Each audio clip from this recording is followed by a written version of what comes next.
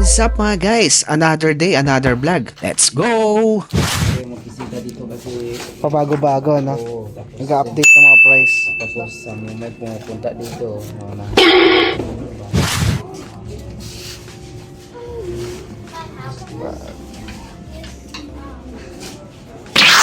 Excited na nga ako umuwi dahil first time kong sumakay ng bus. Mas nakaka-excite dahil dalawang rest day na sunod ang ating pahinga. Yun lang kanina pa ako palingon-lingon sa driver. Kala ko susuklian ako sa $2 na binayad ko. Nun pala, dapat exact amount lagi ang iyong ibabayad pag sumasakay ng bus. Bigla na lang ako napatingin sa bintana dahil ang kafal ng pag sa labas. Hindi ko na nga nabidyohan na namili nga pala ako sa Walmart ng pagkain ko ng 2 weeks sa bahay. Meron dyan mga fruits and vegetables, karne ng manok at baboy at mga condiments.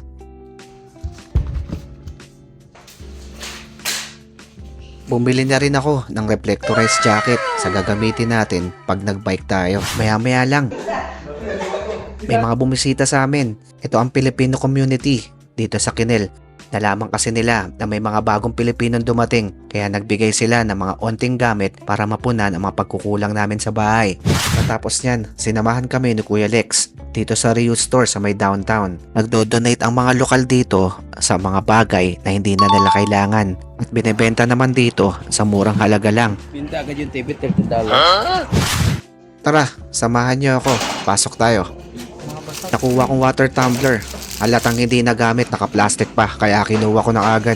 Dito sa kabilang side, makikita nyo mga reuse clothes, mga winter clothes. Hindi na wala lang dito yung dinarap nila dito. Oo. Mga ano na hindi na alam.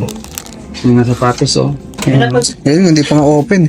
Maganda pala linggo-linggo, no? Kaya Nakapansin ka kitchen? Keychain? o yung mga Wala. Kaya time to time pwede kayo magbisita dito kasi Pabago-bago, no? tapos Nag-update ng mga price. tapos sa may pumupunta dito, maunahan kayo. Ano ba?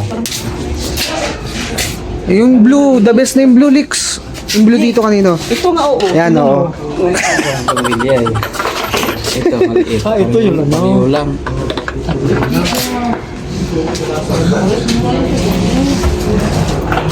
Lipat naman ako sa kabilang side. Dito makikita mga winter boots at casual shoes. Buti naunahan ko yung isang lokal sa trip kong winter boots sa murang halaga lang. Mamaya papakita ko sa inyo kung ano yun. Meron naman dito mga libro at mga laruan. Mga reuse bike kagaya na ito. $5 lang daw. $3.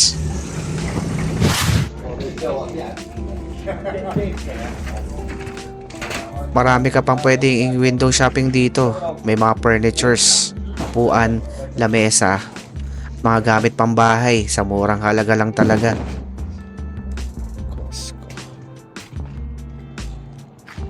Kaya lang magkuklose na nga sila ng alas 4 dahil sinasara na yung mga open container dito. Yan, mga libangan sa winter. Ay, mga washing machine.